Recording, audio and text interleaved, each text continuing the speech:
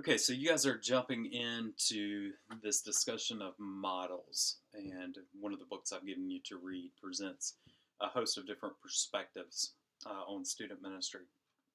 These kind of books have become more and more common on more challenging issues confronting the church, perhaps even theological issues, where you'll read various authors presenting their perspective on different positions you can take on a certain issue. So ours is, what is the role of youth ministry, or what should be the foundational premise behind youth ministry? What's the motive for youth ministry? And what you're going to see is kind of a continuum of views on what student ministry is, what it should be. Obviously, with certain views kind of off the continuum, so certain things we would say are out of bounds. But within the bounds of biblical norms, what are some various reasons or motives we might give for student ministry and the practice in the church? There are a couple of reasons why this is really, really important for you. One is because we all do ministry out of our understanding of motives and reasons. Now, thoughtful, or let's say it the other way, foolish leadership will say, I'm just going to do ministry or lead in the way that I've always experienced it. Whatever my church was like growing up, or whatever comes naturally, whatever those issues. Well, that's fine, so long as what you've experienced in the past is actually right. But if it's not, well, then you've got a whole host of issues to confront.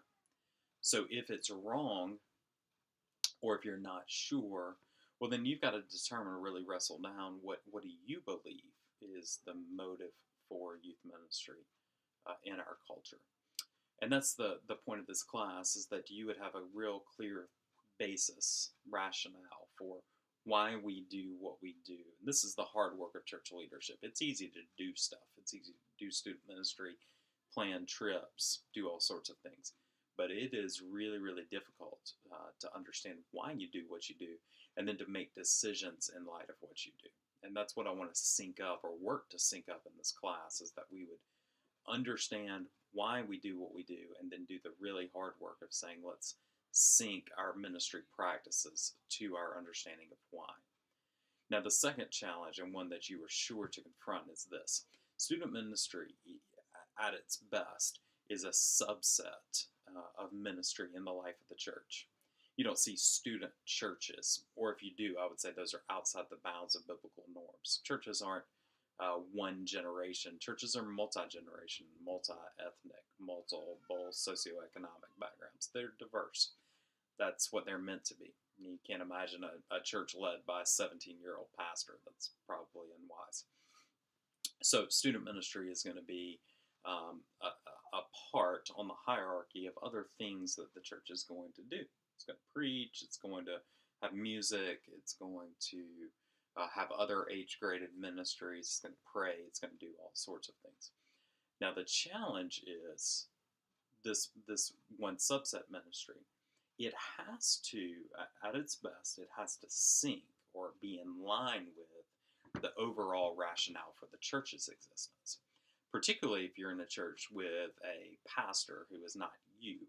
Well, it's going to be vitally important that that pastor has the same understanding of why student ministry exists as you do. Or else you're going to consistently find yourself in tension between those two individuals, or between the motive of student ministry and the overall motive of the adult world. So, as an example, let's use one that's a bit farcical, but perhaps helpful. Let's say that you, as a result of this course, believe that the main motive of family ministry, or the main motive of student ministry, is to disciple and equip families. Outstanding. So you want to work to train parents and equip them to disciple their kids to fulfill Deuteronomy 6.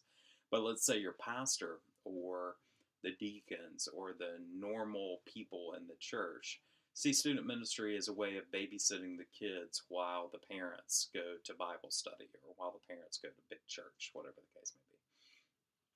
So for them, youth ministry is merely an extension of the babysitting that takes place for 3-year-olds or 4-year-olds. Clearly, it's going to be very hard for you to convince parents to be discipled under your ministry if they actually see you as just a means of taking care of their kids so they can focus on other things.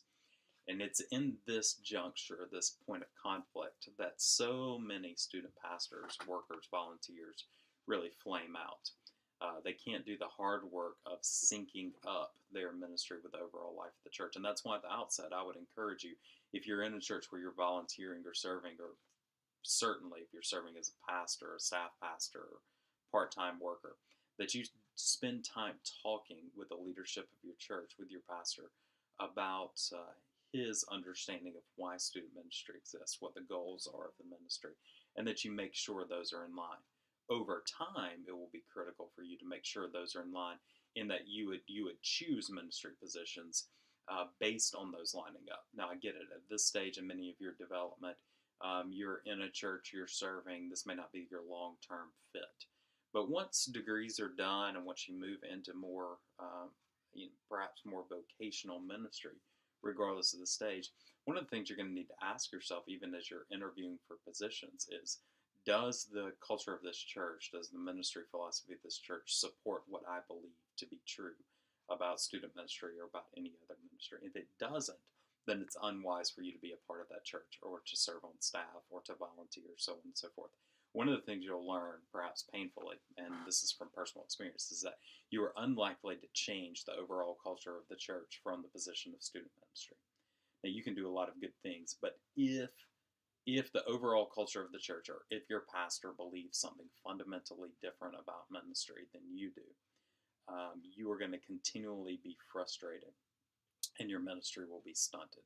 So let me encourage you at the outset, do the hard work of talking, communicating, working through this with people that you love and that you trust, so that you are in agreement on what the main motive of student ministry is and should be.